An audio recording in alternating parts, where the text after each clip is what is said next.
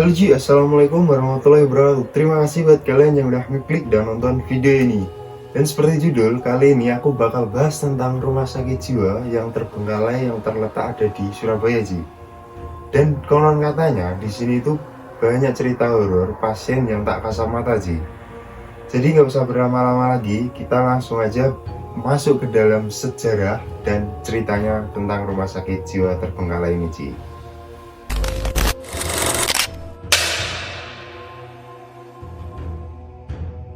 Oke Ji, di sini aku akan membahas sedikit sejarah tentang rumah sakit ini ya. Jadi rumah sakit ini diyakini sudah beroperasi sejak zaman Belanda Ji. Pada masa itu pemerintah kolonial membangun berbagai fasilitas kesehatan Ji, termasuk rumah sakit jiwa yang akan aku ceritakan ini ya. Setelah kemerdekaan Indonesia, rumah sakit jiwa yang dibangun oleh Belanda ini masih tetap beroperasi Ji, tetapi dengan fasilitas yang terbatas. Dan pada tahun 1980-an sampai 1990-an pengelolaannya ini menurun Ji, diduga akibat kurangnya dana dan perhatian dari pihak berwenang dulunya Ji ini. Jadi mau nggak mau rumah sakit jiwa ini menjadi kurang layak Ji, hingga akhirnya ditutup dan ditinggalkan begitu saja Ji. Sayang banget ya Ji ya, ditinggal gitu aja, padahal bangunan udah jadi, tinggal memperbaiki sedikit-sedikit ya Ji mungkin ya. Tapi pemerintah memilih untuk meninggalkan bangunan ini Ji. Oke, kita lanjut cerita Ji. Dan setelah terbengkalai, bangunan rumah sakit ini sudah mulai rusak Ji, dan ditumbuhi tanaman-tanaman liar di dinding-dinding itu Ji. Dan sekarang warga sekitar semakin merasa tempat itu menjadi angker Ji, karena lokasi ini memang sudah jarang dijamah sama orang Ji. Dan berikut adalah salah satu cerita horor di rumah sakit ini yang beredar luas di masyarakat sekitar Ji. Dan tempat ini menjadi favorit para explorer atau pemburu kisah mistis Ji. Jadi kalian dengerin baik-baik ya ceritanya. Pada suatu malam, si Agung sama si rekannya ini memutuskan untuk menguji nyali dan mencoba membuktikan apakah cerita seram tentang tempat ini itu benar adanya Ji. Biasalah Ji, anak muda, rasa penasarannya tuh masih kuat banget gitu. Jadi rasa pengen tahunya tuh masih menggebu-gebu gitu. Singkat cerita, setelah melewati pagar yang rusak, mereka masuklah ke area bangunan utama Ji. Bangunan itu gelap dan temboknya dipenuhi dengan coretan-coretan gak jelas sih. Jadi kayak grafiti-grafiti itu pada nempel di dinding-dinding bangunan itu Ji. Kemudian si Agung dan temannya ini mencium bau obat-obatan lama dari sudut ruangan Ji. Meskipun sudah diselimuti rasa takut, mereka mencoba menahan diri untuk berani Ji. Kemudian mereka mencoba masuk ke suatu ruangan bekas bangsal Ji. Salah satu dari mereka, kita sebut aja Andi ya di sini ya, itu melihat sebuah ranjang besi tua yang masih berdiri di tengah ruangan itu Ji. Anehnya, ranjang itu masih terlihat bersih, tidak berkarat dan kelihatan masih baru Ji, anehnya di sini. Padahal perabotan lainnya itu sudah berkarat semua Ji. Tapi si Andi ini mendekati ranjang itu sambil bercanda ngomong, mungkin ini tempat tidur pasien VIP kalian, sambil ketawa sama teman-temannya ini Ji. Namun saat si Andi menyentuh ranjang tersebut, tiba-tiba terdengar suara tawa kecil yang menggema di ruangan itu Ji. Suara itu terdengar seperti tawa seorang perempuan lembut, tetapi dengan nada yang menyeramkan Ji.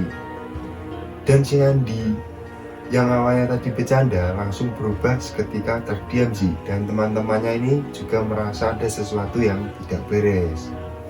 Singkat cerita, mereka memutuskan untuk keluar dari ruangan itu Ji. Tetapi saat berbalik, salah satu dari mereka ini, kita sebut aja si Rika ya, itu malah menunjuk ke arah pojokan ruangan sambil berbisik dengan suara yang gemetar ketakutan Ji. Si Rika ini berbisik, ada yang duduk di sana, ada yang duduk di sana, ucap si Rika ini Ji.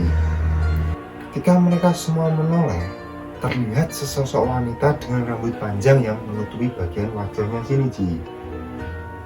Si sosok ini duduk sambil membelakangi mereka di sudut ruangan. Kemudian si sosok ini mengenakan gaun putih kotor dan terlihat seperti sedang menunduk sambil memeluk-peluk lututnya Ji. Jadi sambil gini ya, duduk gini ya. Ketegangan itu sudah sangat memuncak. Tiba-tiba sosok itu berdiri dengan gerakan kaku dan perlahan membalikkan badannya Ji. Dan gak disangka wajah si sosok itu tampak hancur dan matanya yang kosong yang menatap langsung ke arah mereka Ji. Jadi si sosok itu menatap ke si Agung sama rekan-rekannya ini Ji. Tanpa pikir panjang, mereka semua kecuali si Andi ini berlari untuk keluar dari ruangan itu Ji.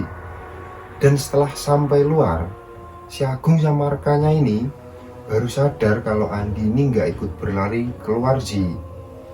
Dan mereka kemudian mau nggak mau memutuskan untuk mengambil si Andi ini lagi Ji ke dalam ruangan tersebut ya. Tetapi setelah mereka menemukan si Andi, si Agung sama rekannya ini sangat terkejut Ji. Dan dikarenakan si Andi ini terdiam di sebuah lorong dengan wajah yang pucat dan mata melotot Ji. Dan gak gitu aja, si Andi ini juga mengucap ke rekan-rekannya Ji, kayak gini. Dia bilang aku harus tinggal di sini. Dia bilang aku harus tinggal di sini dengan nada yang merintih Ji. Itu ucap si Andi ya. Dan singkat cerita Ji, mereka segera menarik Andi ini untuk keluar dari ruangan itu Ji. Dan si Andi ini masih tetap merasa seolah-olah kalau dirinya dia itu masih diawasi oleh sesosok cewek yang menampakkan tadi Ji, yang ada di ranjang, terus mukanya yang hancur sambil matanya menatap ke mereka itu Ji. Jadi si Andi ini masih terbayang-bayang oleh itu Ji, entah itu gara-gara pikirannya yang sangat ketakutan atau emang masih beneran adanya dihantui. Itu yang tahu cuma Andi Ji, yang merasakan si Andi itu aja soalnya. Nah jadi ceritanya kayak gitu Ji. Dan cerita ini dianggap sebagai salah satu kisah horor yang terkenal di kalangan masyarakat. Kebanyakan warga setempat juga percaya bahwa arwah pasien yang pernah dirawat di sana itu masih menetap di rumah sakit itu sendiri Ji. Terutamanya mereka yang meninggal dengan kondisi tidak wajar Ji. Dan kisah ini terus-menerus diceritakan dari generasi ke generasi. Jadi kesannya menambah hal mistis di sekitar bangunan itu sendiri Ji. Dan kalian bisa bayangkan Ji, jadi cerita yang aku ceritakan ini sudah ada di sekitar kalangan masyarakat tersebut Ji. Jika dari kalian yang masih penasaran dan ingin membuktikan, disarankan untuk berhati-hati dan menghormati tempat tersebut Ji. Dan mungkin gitu aja Ji cerita yang bisa aku bawain. Buat kalian yang punya fakta-fakta atau mitos-mitos lainnya tentang bangunan ini, bisa komen di bawah ya Ji ya. Dan yang mungkin punya ide selanjutnya membahas apa juga, bisa komen di bawah Ji. Semuanya bisa komen di bawah, pertanyaan lah, semua hal bisa komen Ji. Mungkin gitu aja Ji cerita yang aku bisa bawain di channel Digital Horror ini. Jadi dari aku mau ngucapin wassalamualaikum warahmatullahi wabarakatuh.